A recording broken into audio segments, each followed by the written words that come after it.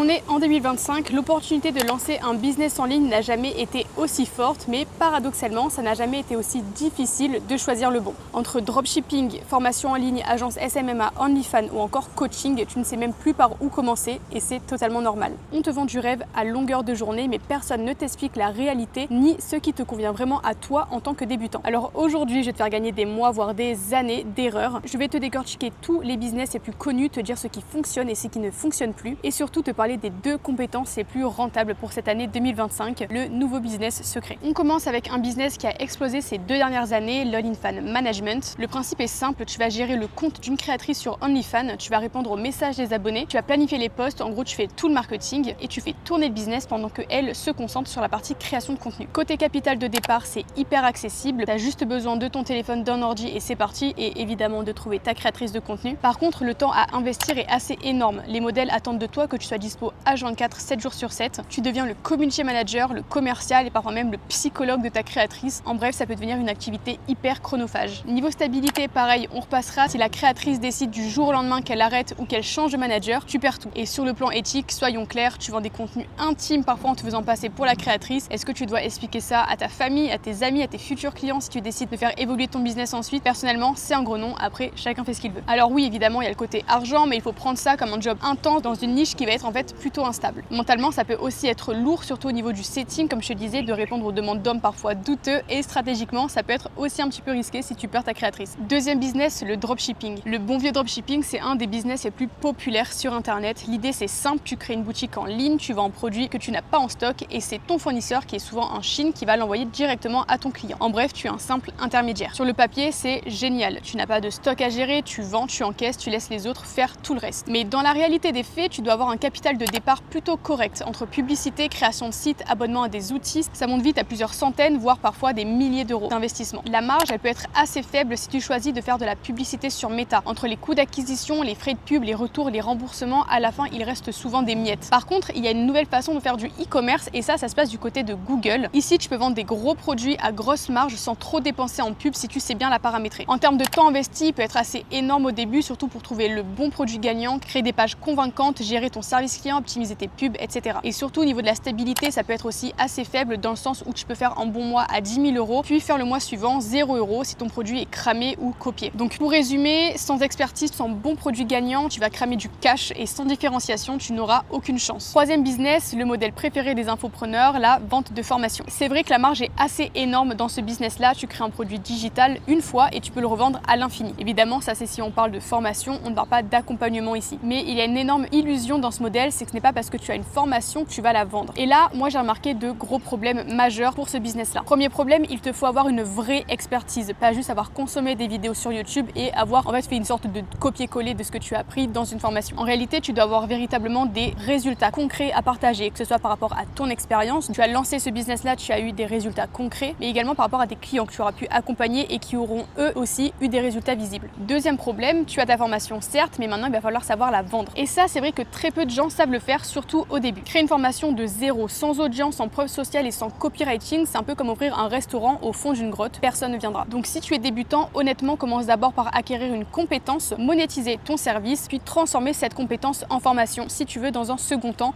mais ne fais pas l'inverse. Quatrième business, la création de contenu. Créer du contenu, c'est l'un des meilleurs leviers long terme. Tu peux créer une audience, monétiser via la pub, les sponsors, les produits digitaux, mais il y a 2 réalités que personne ne va te dire ici. Premier point, c'est un véritable travail. Créer des vidéos qui marchent, capter l'attention, faire du montage, publier tous les jours, ça prend énormément de temps, surtout si tu as une activité à côté qui te permet de gagner du cash justement en attendant de faire monter ta communauté. Deuxième point, la monétisation peut être hyper lente. Tu peux poster tous les jours pendant 6 mois sans gagner un seul centime tant que tu n'as pas dépassé certains paliers, comme par exemple les fameux 10 000 abonnés sur TikTok. Donc en réalité, oui, dans les faits, c'est vrai, tu peux très bien vivre de ta chaîne YouTube ou de ton compte TikTok, mais ici, le meilleur conseil que je pourrais te donner, c'est de ne pas faire de la création de contenu ton business principal au début. Fais-le plutôt en parallèle d'un vrai service rentable et une fois que tu auras l'audience, là, tu pourras monétiser intelligemment, notamment avec une formation sur un business dans lequel tu auras pu développer des compétences solides en même temps. Cinquième business, et là, on arrive au fameux business de coaching. Je vais être claire, le problème, c'est pas le coaching en lui-même. Si tu es un coach sportif, nutritionniste, préparateur mental, ça, c'est un très bon modèle. Mais ce qui devient absurde, c'est cette boucle sans fin de coach qui coach des coachs pour devenir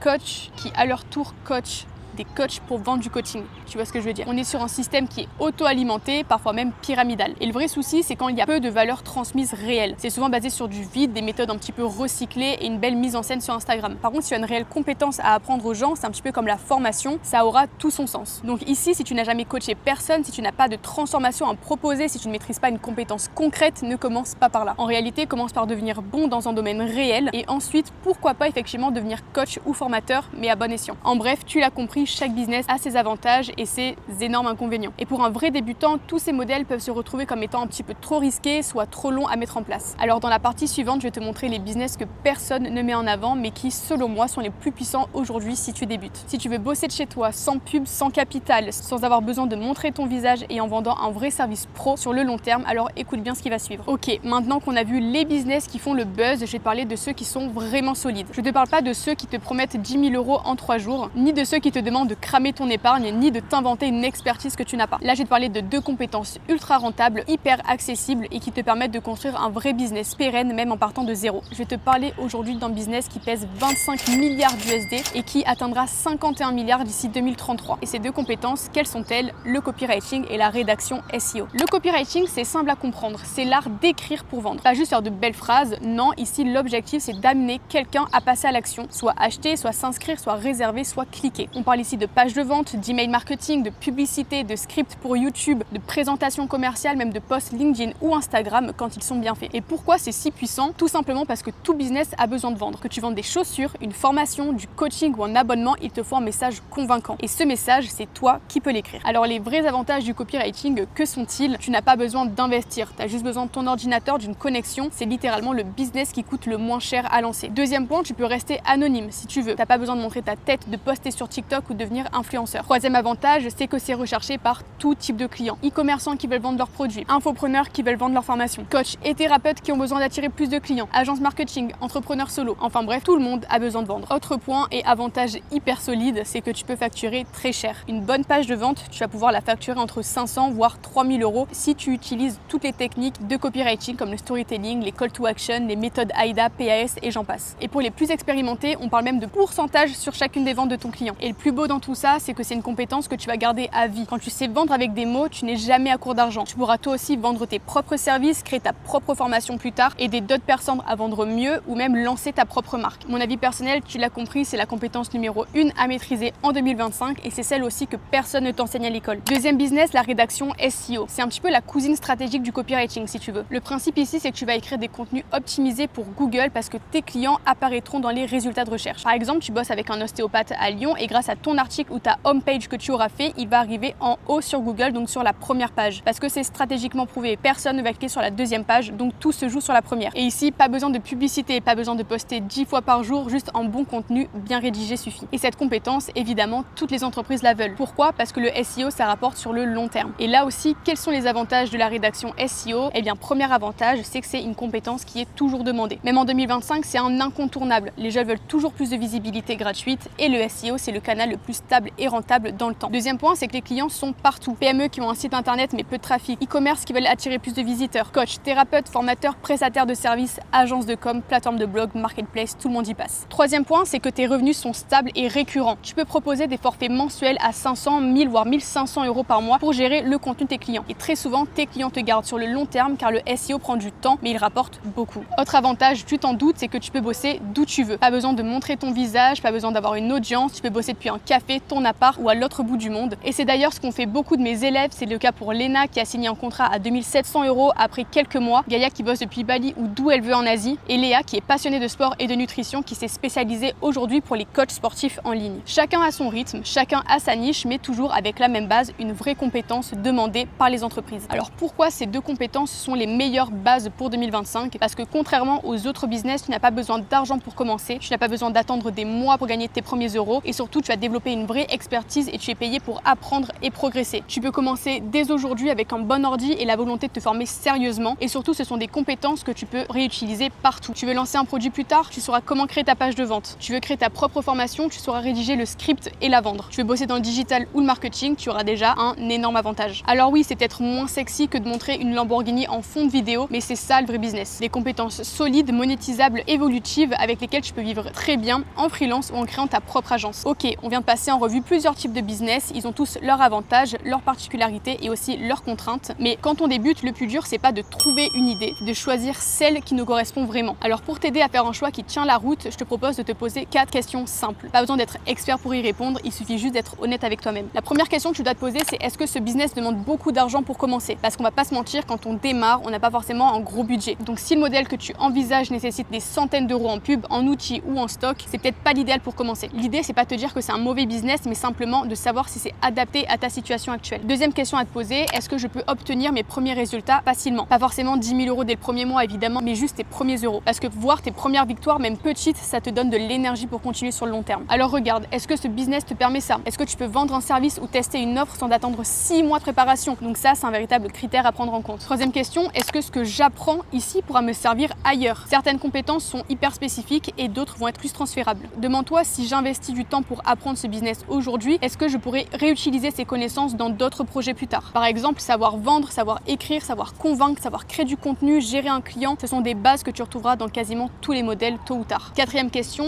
est-ce que je peux apprendre des bases et commencer à pratiquer dans les prochaines semaines? Parce que parfois on est tenté par un business mais il demande plusieurs mois de formation ou des compétences hyper techniques et complexes. Donc demande-toi simplement si tu peux te former, pratiquer et commencer à avancer rapidement. Tout n'a pas besoin d'être parfait, tu as juste besoin de pouvoir te lancer progressivement en prenant confiance en toi. Donc tu l'as compris, il n'y a pas de meilleur business universel, il y a celui qui va te correspondre et correspond surtout à ta situation, à tes ressources et à ta façon de travailler. Et en répondant honnêtement à ces 4 questions, tu vas déjà éliminer les modèles qui te conviennent moins et te concentrer sur ceux qui peuvent vraiment t'aider à avancer maintenant. Alors voilà, le meilleur business à lancer quand tu es débutant, c'est pas forcément celui qui fait du bruit sur les réseaux sociaux. C'est pas celui qui te promet des résultats démesurés en quelques jours. C'est celui qui va te permettre de te former sérieusement, de monter en compétences et de générer tes premiers revenus étape par étape. Tu n'as pas besoin d'être la star des réseaux sociaux ni d'avoir 10 000 euros à investir. Tu as juste besoin d'une bonne direction et d'un modèle qui t'aide à progresser avec régularité. Le copywriting et la rédaction web, c'est pas ce qui va faire rêver à première vue, je te l'accorde. Mais ce sont deux véritables leviers professionnels qui peuvent t'ouvrir beaucoup de portes même si tu pars de zéro. Et si tu veux en savoir plus, si tu veux avancer à ton rythme, je publie chaque semaine ici des vidéos sur ce sujet. Je t'y partage des conseils concrets, des exemples, des retours d'expérience pour t'aider à mieux comprendre ce métier et pourquoi pas à toi aussi t'y lancer. Et puis un jour, si tu ressens l'envie d'aller un peu plus loin, d'être guidé étape par étape et d'apprendre tout ça à mes côtés, sache que j'accompagne aussi des personnes comme toi à se lancer en rédaction SEO et en copywriting, même en partant de zéro. Donc si ça t'intéresse, pense à t'abonner, à activer la cloche et on se retrouve vite dans une prochaine vidéo.